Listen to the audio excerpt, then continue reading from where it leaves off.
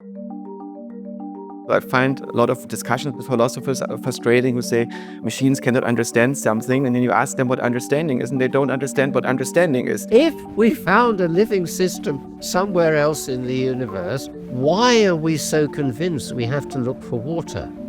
The history of robotics will show you very quickly that that's not as easy as it looks when you try and take thinking away from the body. For Penrose, it is not enough for the brain to be quantum mechanical. And so that is why he is pushed to a speculative, not yet known quantum theory of gravity. Why? Because he needs that for his consciousness theory. It seems to me this is the gap that's not present in all the other theories.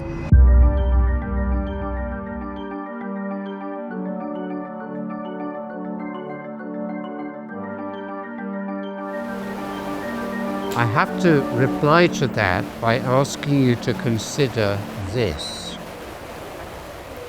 Water. An AI system is not made of water. We are. Now, why does that matter? If I take some pollen grains, grind them up very fine into the finest dust I can create, and drop them into the water, and then look at the water with a microscope, each of those grains is moving around like this. Take the silicon chip, each of its molecules is completely fixed, it's like a crystal. It might vibrate a little bit, but it's not doing this.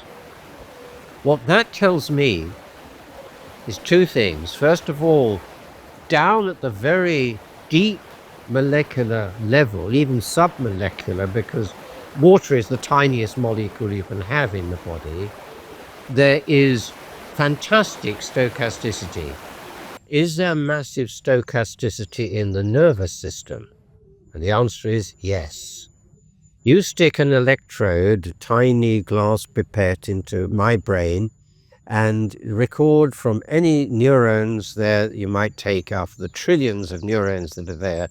You will then, if you connect it up to a loudspeaker to sort of listen to the variations in the electrical potential, you'll hear it crackling the whole time. And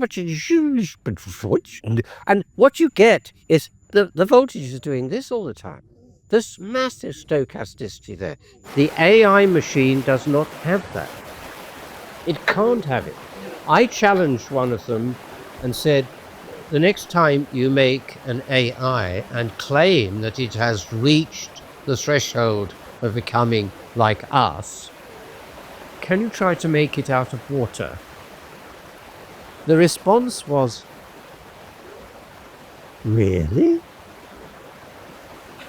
I said, you see, your difficulty is that evolution took 2 billion years to achieve what it's achieved in us and in other organisms.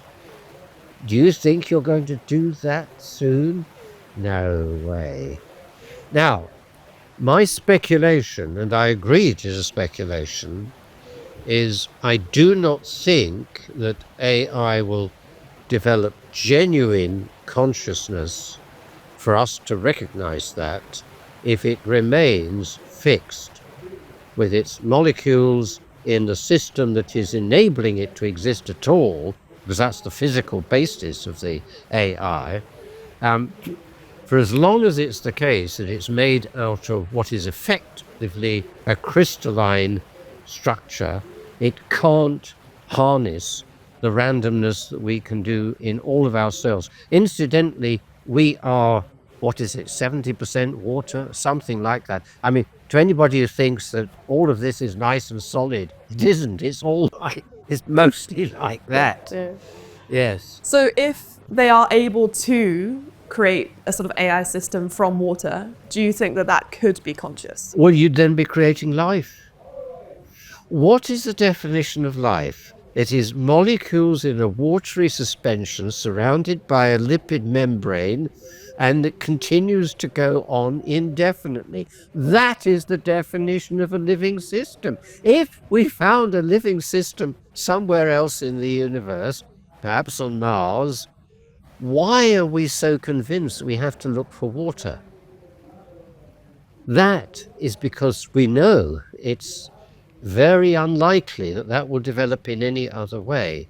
So my main problem with these deflationary claims that people make, right, is that most of them prove too much. Okay, because if I was going to accept that kind of argument, then why shouldn't I say, well, you seem to understand, but I know that inside, really, you're just a bundle of neurons following the laws of physics. Like, I've talked to AI skeptics, and I make that, to me, this blindingly obvious point to them, and somehow it goes completely past them, right? Like, they don't even understand the point. Like, they say, well, oh, but of course I understand. Like, that's not the question. Like, but no, yes, it is the question. It's precisely the question now, right? Because the question is, if we accept that, reductionism is true for us, that at one level we are bundles of neurons, or below that there's bundles of electrons and quarks following the standard model of elementary particles in a completely mechanistic way. But at a higher level, we do have this understanding, this creativity, and so forth. Then it seems like we ought to say the same for an AI, right? That at the mechanistic level, it can just be fiddling ones and zeros. It can just be predicting the next token. It can be, just doing a bunch of floating point computations, whatever deflationary language you want to use to describe it. And yet at a higher level, it is thinking, it is understanding, it is learning, it is creative, it is all these terms that we apply to ourselves. If we're serious about looking for a distinction between humans and machines, which is not special pleading, right? Which is not just meat chauvinism, if you will, and which is not just pointing to something arbitrary, that like we are based on carbon and they're based on silicon, right? And without explaining why that matters, right? Then our options seem pretty limited, right? And so one of the few people to take this seriously was Roger Penrose, right? Who said, if I really wanted the brain to not be a computer, then I would have to pretty much throw away, most of known physics and replace it by some speculative new thing. And then incredibly, he bites that bullet. He says, fine, then that's what I'll do. I'll just speculate that the brain is sensitive to some new uncomputable quantum gravity effects in the microtubules. Well, the story is a bit long and involved in many ways. When I was a graduate student, I had been worrying a bit about Gödel's theorem. I'd heard about it, but I didn't quite like the idea because it seemed to say there were things in mathematics you couldn't prove. And I was a little bit worried by that. Anyway, so I went to this course, and what I learned was something very different. And it's if you have a system of rules which you could use to prove some theorem, and if those rules are such that you could put them on a computer, what Gödel does, as Steen described, and it's very clever, how you can make a statement which, when you look at how it's constructed, it really can be interpreted as saying, I am not provable by those rules. By virtue of your belief that the rules only give you truth, you can see that this is true, nevertheless it cannot be proved using the rules. By our understanding of what the rules are saying enables us to transcend the rules. And this struck me as completely amazing. That somehow the understanding that one has isn't following the rules, there's something beyond that. And this transcending of these rules is a feature of our understanding. Right. So it seems to me that whatever understanding is, and I don't know what it is, is some quality that we have which enables us to transcend any set of rules that you have for proving things in mathematics, and they're not enough. Yeah.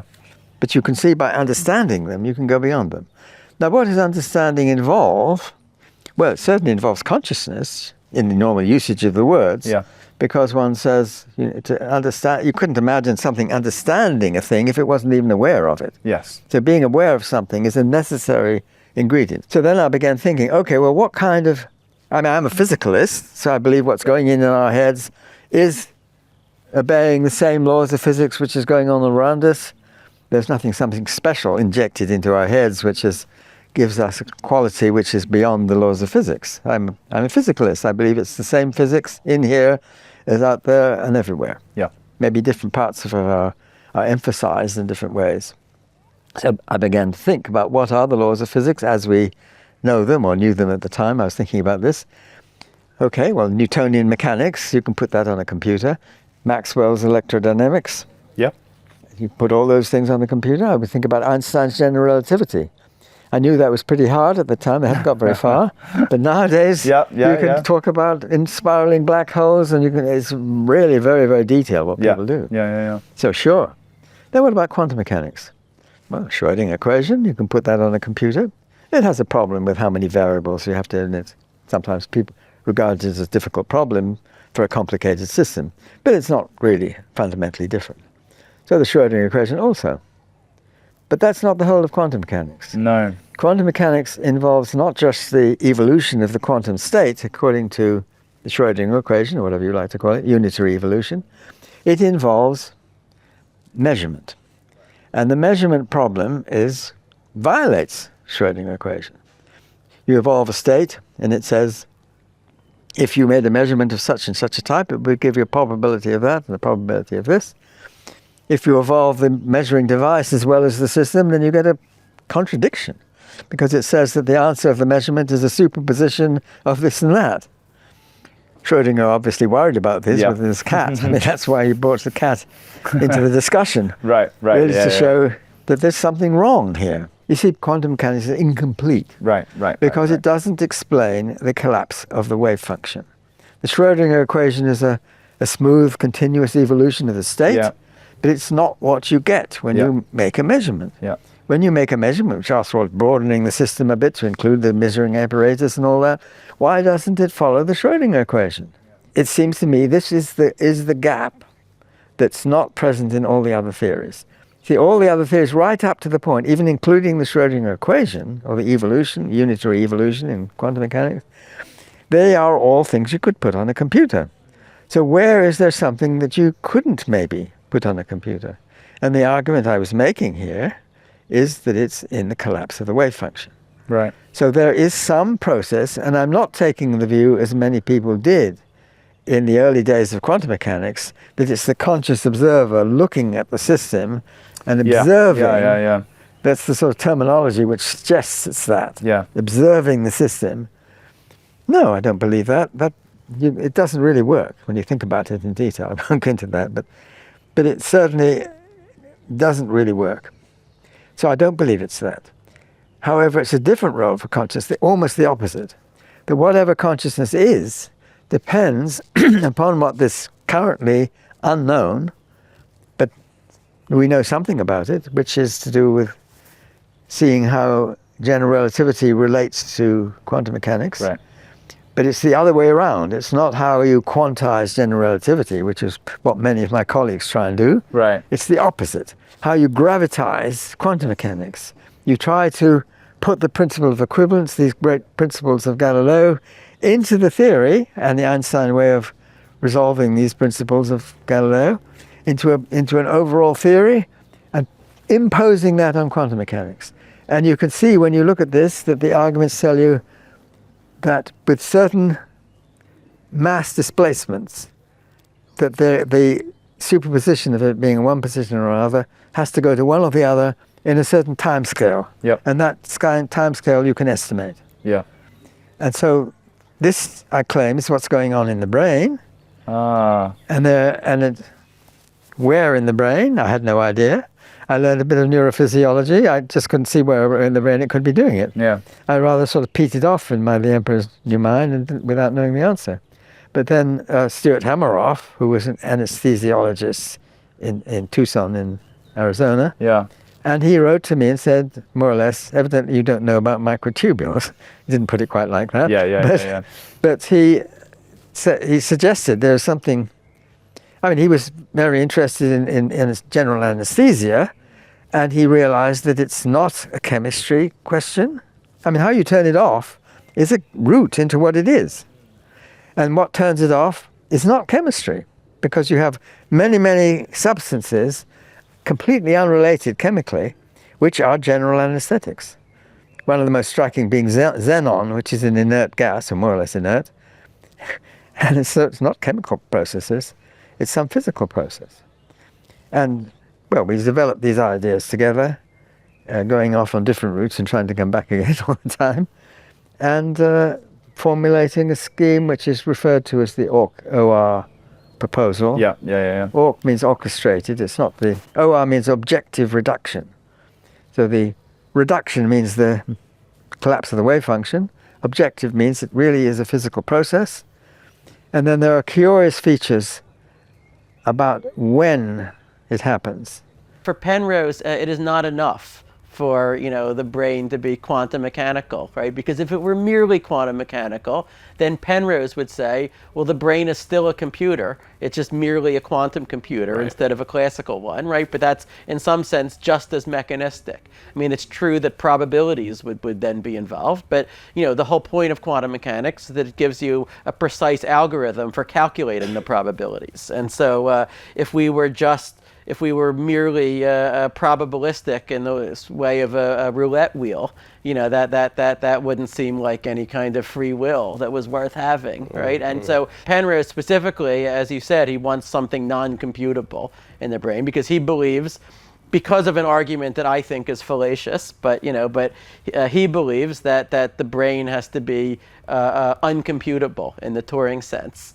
And even quantum mechanics would still give rise to a computable description of the brain. And so that is why he is pushed to a speculative, not yet known quantum theory of gravity, right? That he believes, unlike most physicists, ought to involve some non-computable phenomena, right? Why? Because he needs that for his consciousness theory, right? I'm trying to be much more conservative, ironically, right? If I want to have a fundamental difference between, humans and digital computers that is grounded in currently known physics, then there seems like only one that I can think of, and that is that digital computers, as we have created them, run programs that are just pure classical information that can be copied, that can be backed up, that can always be rewound to an earlier state. Right, and so these are always capabilities that we have with any AI, right? If you don't like the answer that ChatGPT gives you, right, you can always just feed it the same prompt, right? Just like try again from the same initial condition and see what it would do differently, right? If you feel like GPT has now gotten a bad impression of you from your conversation, you can wipe the slate clean. Right, I'm sure so many people wish that they could have done that with other people, maybe when they're on a date or something, right? But we can't. Actually, just on the flight on the way here, I watched a movie that was based on that premise. Someone had about time. Someone has the magic power to just go backwards and try a conversation again if it went the wrong way, right? We can't do that with people, right? People, seem to be running on this noisy analog hardware. Which is not, copyable, at least with any currently known technology, which is not back-upable, which is not rewindable to earlier states, and that gives us a kind of ephemerality, right? That AIs don't have. Now, you might say that this is not an advantage to our side, right? This merely makes us more frail. Right, more limited compared to the machines, and so that seems like cold comfort. But in a way, it also makes our choices more meaningful, right? Because we only get one chance to make them, and then there's no going back. Right, with an AI that you could be running in 1,000 different copies, or you could be trying again and again from the same initial condition. You could say, if you ask GPT to write a poem, right, it's never really committed to anything, because if you don't like that poem, it could generate 50 more from the same probability distribution, right? Whereas Shakespeare, right, we're never going to get Shakespeare to try again at writing his plays, right? The ones he wrote are the ones he wrote. So it gives human decisions, a kind of permanence or significance to them that I think AIs, just because of their clonability and their rewindability, are never really going to have. And that's certainly a difference that's going to be very important in practice.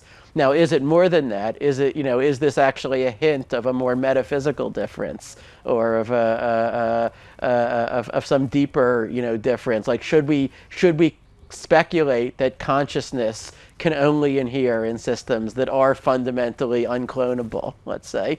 I'm willing to entertain that speculation. I don't know whether it's true or not, but it makes at least more sense to me than a lot of other speculations I've heard about the physical basis of consciousness. Roger Penrose's book demonstrates that Roger Penrose doesn't understand what consciousness is, and he would also suggest that he doesn't, right? That's the thing that's so puzzling to him. And many of our best minds don't understand stuff, and the others also don't understand stuff. So maybe the goal is not human understanding. Humans really are very, very bad at understanding things. Humans interact with reality without understanding how they interact with it. It's very rare that we deeply actually understand something. So instead, what we are producing is coherent behavior. And our AIs are also producing coherent behavior. And I think that understanding requires that you build a world model that is completely coherent and that is grounded both in first principles and in observation. Right? And it's something that is outside of the realm of what human minds can do, if we are honest about it. Right? So I think AI is our only chance to build a system that is able to understand something. And philosophers have understood this for a long time. Like since Leibniz, Frege, Wittgenstein, and so on, people have tried to mechanize the mind, to turn it into a mathematical principle, to get to a system that is able to bridge between mathematics, where we have truth and falsehood defined, and philosophy, where we talk about the actual world and the sphere of our ideas and the possibilities of what could exist. Right? Human minds are not deep enough to make that bridge. But if we can build something that is like a human mind but can be scaled up, we might be able to build something that actually understands. People complain to me, say, well, you're only talking about a very limited thing. Well, of course it is. But the point is, if what I'm saying has relevance to our understanding, it may not be relevant to all features of understanding. Sure, I'm quite happy with that. But nevertheless, it seems to indicate there's something outside computation in human understanding. The endeavor of artificial intelligence as a sort of historical movement has attempted to have an idea of what artificial intelligence is. And with that comes a lot of fantasies around the sort of a holistic idea of thought, which actually is quite it's a very inhuman idea of thought. It's an idea that abstracts thinking from the body and has this sort of idea of intelligence being something that can be improved exponentially, that can get faster, that can get more efficient. And of course, the history of robotics will show you very quickly that that's not as easy as it looks when you try and take thinking away from the body. The more that we try and reify the concept of artificial intelligence, the more problems we find with how it's actually related to the body, with speech, with also a lack of knowledge, a lack of intelligence, what we could call stupidity. I think that the mind is a pattern in the physical reality. It's a causal pattern that is self-reinforcing. And we know these causal patterns in other contexts. We call them software. The software is disembodied, but it's still interacting with physics. And there are large parts of the physical world that we cannot explain if we do not assume the existence of software. If you look at your phone, for instance, the software that is running on it doesn't really care about how many transistors are there and how much memory you have in there. But it is implemented on the activation states of the transistors. And so there's this interaction between hardware and software where the hardware is providing the mechanism and the software is the pattern that actually matters, the actual invariance that we care about. Is consciousness physical? I can't... Well, it's as physical as other software is. But the consciousness that we have, there's a big difference between the software that we are writing on computers. It's self-organizing. It needs to be able to convince the cells to run it. And these cells are little the neurons in your brain, little single-celled animals that try to survive and that serve their own interests. And if you want to run on them, you need to convince them to run you. So you need to provide some benefit. And you are some software that is basically possessing groups of neurons. And you do this by training the neurons to run you. So there needs to be some kind of seed that enables this kind of entraining of yourself. Something that is able to colonize the brain, turns it into a mind, and inside of that mind, which is like a protocol layer, generate a game engine that is giving you a simulation of a physical universe in which you have sounds, colors, peoples, emotions, their interactions, a model of yourself. And at some point, this conscious perspective is relocating into this nexus of the personal self. And you think of yourself as a human being, you use I to refer to yourself. And this conscious creator of your mental contents that is dreaming you thinks that it's no longer the dreamer, but it's a person inside of that dream. And this is our normal everyday experience. So the brain is hardware, consciousness is software. I'm struggling with the analogy somewhat. It's not an analogy, it's literally correct. Okay. So it's not, I'm struggling with the software. But software is basically, if you think what software is, if you are interacting with computers, it is a disembodied causal pattern, right? It's very much a spirit. Only the software that we are building is not self-organizing. It's constructed by humans, and it works because we force the hardware to enact it. We make it so deterministic that the hardware has no choice.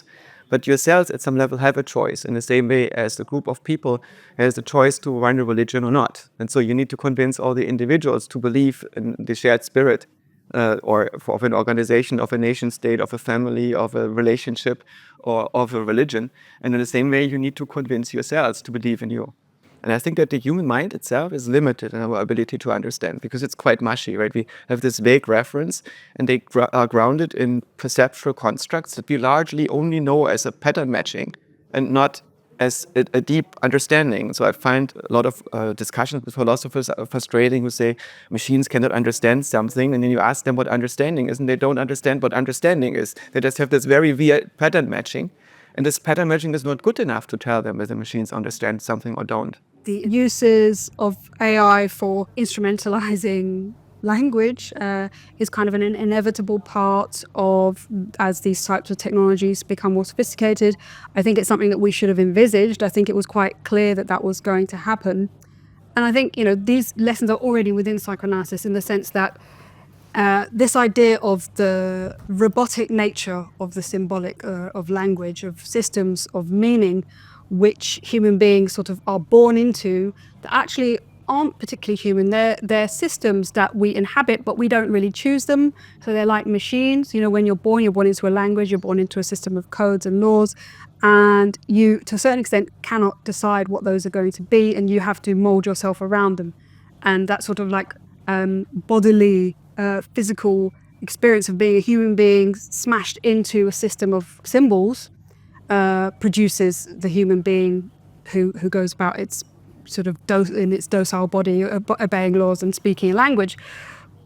And so, of course, when you take forms of that process, like language, and you sort of put them into an exponential system, and then you get at the end of it something like ChatGPT, which of course can extract linguistic systems into all different kinds of directions. You immediately feel like, oh my God, well, where's intelligence going? It's going away from humans, and we're not able to keep hold of it anymore.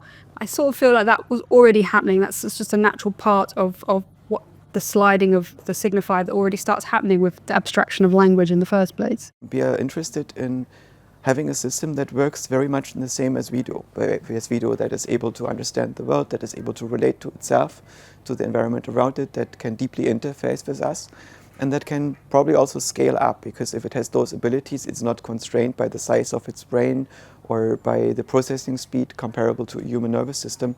So it's not really conceivable that it's going to stay at the human level or be very human-like for very long. And do you think that this is inevitable, this direction? I think it's inevitable, but I think we should be wary of it, and I think we should be much more in control of our technologies. I think that we need to be much more aware of how they function. I think there needs to be more thinking, hard thinking, philosophical thinking, psychoanalytic thinking in artificial intelligence, and it shouldn't be just left to people with huge amounts of money to make these decisions for us.